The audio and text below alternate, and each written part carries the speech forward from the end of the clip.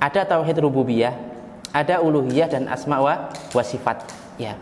Salah satu di antara tiga tauhid ini seorang muslim cacat, ya, maka berarti dia cacat tauhidnya.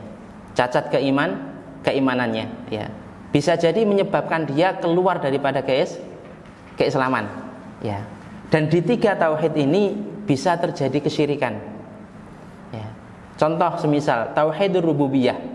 Tauhid rububiyah itu kita mengesahkan Allah, meyakini bahwasanya yang menciptakan, memberikan rizki, kemudian mengatur alam semesta, menghidupkan dan mematikan, menurunkan hujan, ya, dan segala sesuatu itu adalah Allah Subhanahu wa taala.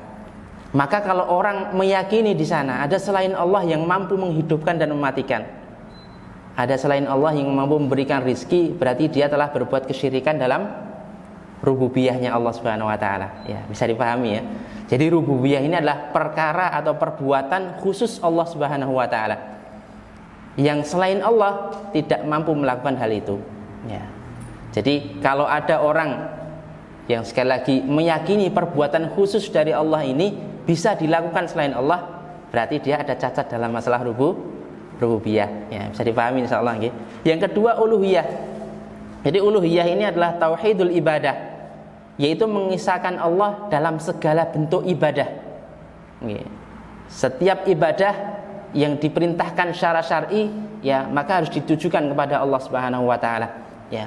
Di antaranya salat, berdoa, menyembelih, bernazar, haji, zakat, itu adalah bentuk ibadah. Ya. Maka ya, harus kita tujukan kepada Allah Subhanahu wa taala. Niatan kita harus kepada Allah murni.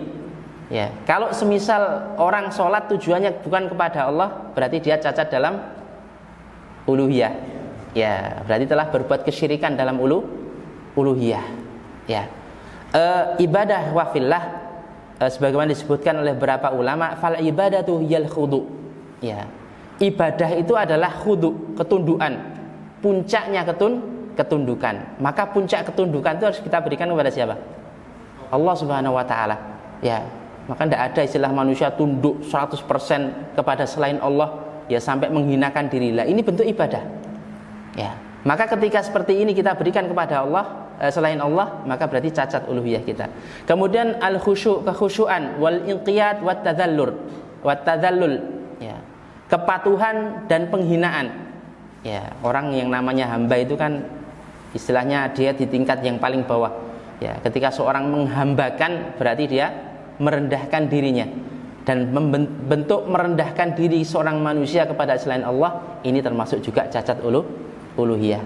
Ya, kalau dalam bahasa Jawa istilahnya ngumawulo namanya. Jadi ngumawulo itu jadi kawulo, orang yang memang merendahkan diri untuk melayani.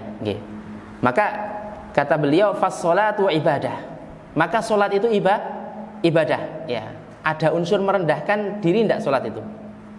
Ada nggih, kepala kita ditaruh di paling bawah, sujud, ya. Makanya ketika sholat sujud kita hadapkan kepada selain Allah berarti cacat uluhiyah kita.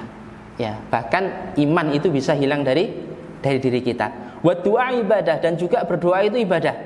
Ya, orang meminta kepada Allah, ya, yang bisa memberikan yang bisa mengabulkan hanya Allah Subhanahu wa taala. Semisal meminta kelancaran rezeki, meminta keberkahan, itu hak khusus Allah Subhanahu wa taala.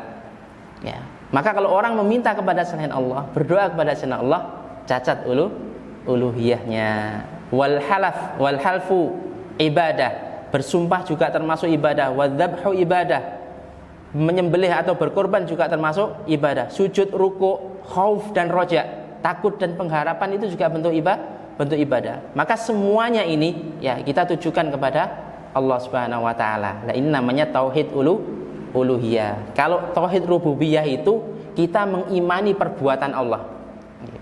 Kalau tauhid uluhiyah yaitu apa? Perbuatan kita berupa ibadah harus kita berikan kepada Allah Subhanahu wa taala. Ya, sampai sini bisa dipahami nggih?